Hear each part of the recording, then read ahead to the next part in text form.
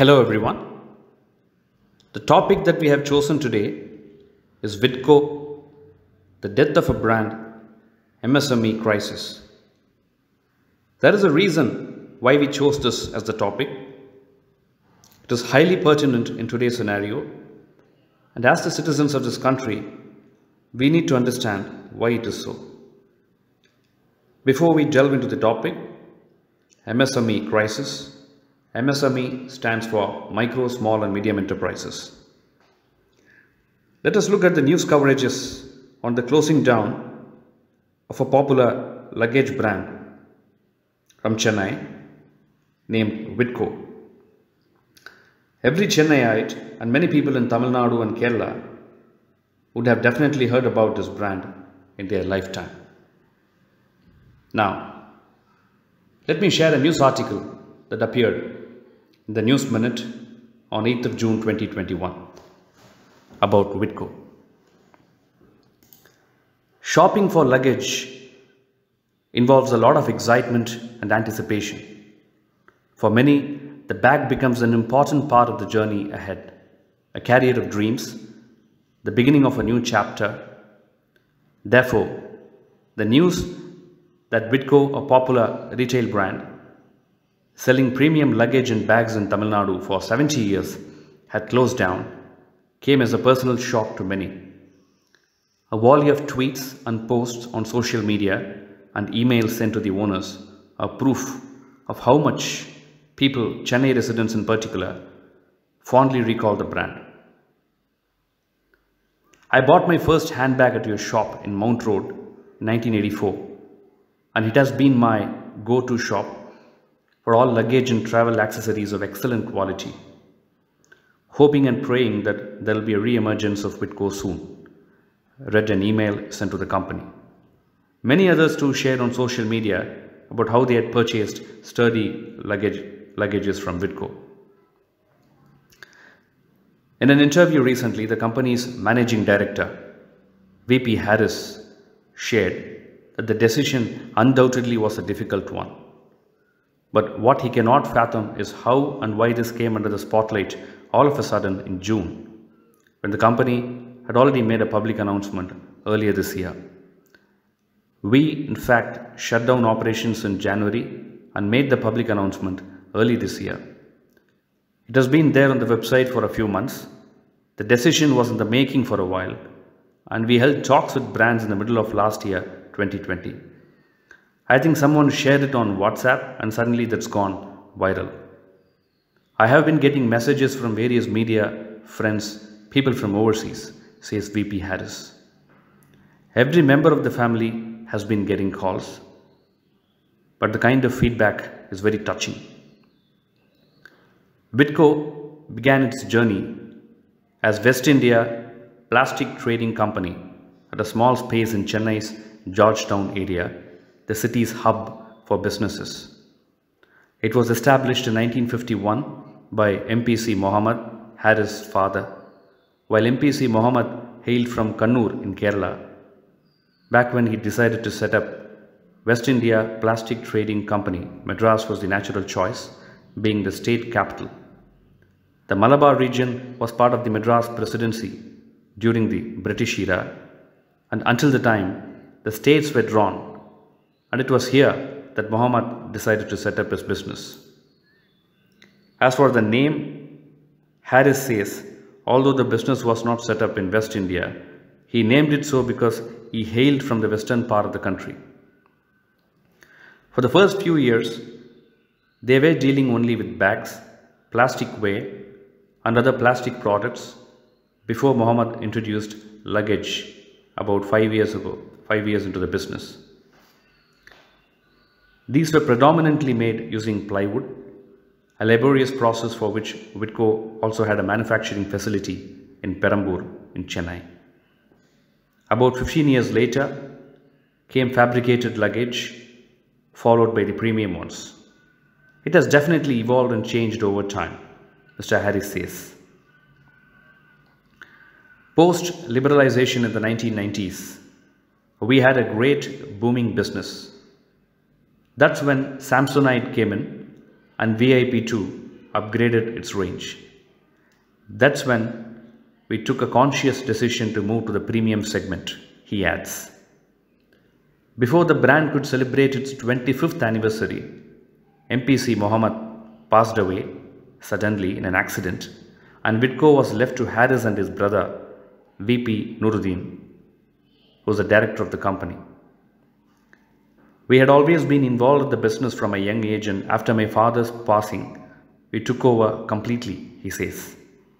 Later, Harris' children too joined the business, with his son Altaf Harris as its director and his daughter Amina Harris as its creative director. According to Harris, Witco's growth was mostly dependent on international travel, and this close relationship was both its boon and bane.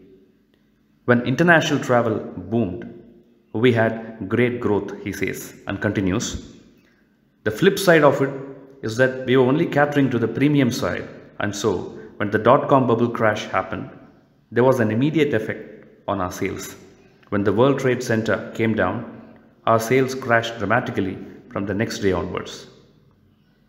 When business was at a high, Witco branched out and opened showrooms in Coimbatore, Salem, Ooty, Calicut, Cochin and Bangalore. But our biggest hub was Chennai, where we had already captured a significant chunk of the business, and Chennai also had the biggest airport in the south at that time, he adds. Most of their branches in the city too were all relatively new. We moved from Georgetown area in the 1980s and so, and most of our showrooms except the one in Usman Road are relatively new. We also, sadly, did revamp our showrooms just 3 to 4 years ago, he says, noting that post-lockdown, they never reopened their showrooms inside the malls in Chennai. The decision to shut shop was a long time in the making, Harris admits. Demonetization was a definite blow, not because the company was not compliant, but because sales directly came down. Being a compliant and small business with reasonably good systems, we or our team had no problem with demonetization. All staff by default had salary linked to bank accounts with debit cards. For big suppliers, ordering and payments were already automated. But our sales took a big dip post-demonetization. Later, the business was further stressed during the new GST policy as there were hitches among smaller suppliers. Finally, when the pandemic-induced lockdown came, it was the proverbial last nail, says Harris. With the decision inevitable, the winding up of business began mid last year. We were able to complete the winding up process smoothly because we had a great rapport with our suppliers. When we requested them to take back the last supplies in lieu of payment dues, almost agreed considering our track record. This smoothened the settlement process a great deal. For staff settlement, we had fortunately enrolled in the LIC gratuity scheme, which smoothened the settlements when cash flow was under stress. Moreover, being debt-free helped us smoothly wind up operations too, he shares. This is a news article that appeared in a leading online magazine recently. There is a reason why I shared this. There is a connection too. MSMEs, the micro, small and medium enterprises, contribute to 30% of the nation's GDP and 48% of the exports. They are one of the largest employment generators for the country. MSMEs can be in any sector and they are defined based on their turnover. Since they contribute to approximately 11 crore jobs in India, they are considered to be the backbone of our economy. Tamil Nadu is one of the states that has the maximum number of MSMEs, employing lakhs of people. What does the fall of the brand like Witco tell us? What is the state of the MSMEs today after the lockdowns due to the pandemic? Now let us take a look. MSME units across Tamil Nadu have made an appeal to the centre and the state governments seeking financial support and other forms of assistance to help them tide over the COVID-19 crisis.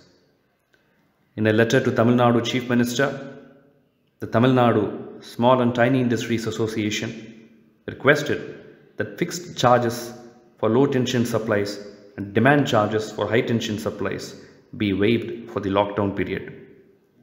The association also asked the government to permit workers to travel on two-wheelers as MSME units cannot afford to arrange buses or other modes of transport for them. The president of the Tamil Nadu Small and Tiny Industries Association said soap and detergent manufacturers should be considered as essential manufacturers as these products are used for hygiene purposes. He said existing units producing oxygen and other essential goods should be considered for working capital assistance from the Tamil Nadu Industrial Investment Corporation at a subsidized rate of interest. A letter was also sent to Union Finance Minister requesting the withdrawal of the SARFAESI Act, or at least an exemption for units that have taken loans of up to Rs 5 crore with immediate effect, which would help them survive. To help the entrepreneurs, ESI and PF for the lockdown period, at least 3 months, should be paid by the Union government without any precondition. This will be of great support to the industry, the president of the Tamil Nadu Small and Tiny Industries Association says. The Guindy Industrial Estate Manufacturers Association, Chennai, has written to the finance minister stating that more than 80% of the MSME units would become NPAs, which means non-performing assets, and would be forced to shut down. The government did not provide immediate support. And the association president has requested the Reserve Bank of India and banks not to impose NPA norms on the MSME units for a period of 2 years and give additional packages for restructuring the units. So this news article came in a leading English daily recently, and this shows the situation of the MSMEs. I mean the struggle that they are undergoing during this lockdown period. For the economy to revive, we need MSMEs to revive. The union and state governments must act fast, consult with MSME trade associations, handhold them and support them in whatever manner possible. Currently, the MSMEs in our country are in intensive care unit. It's high time we put in our best efforts to bring them back to normalcy. Their failure is nation's failure. Let us remember that. Thank you so much for watching.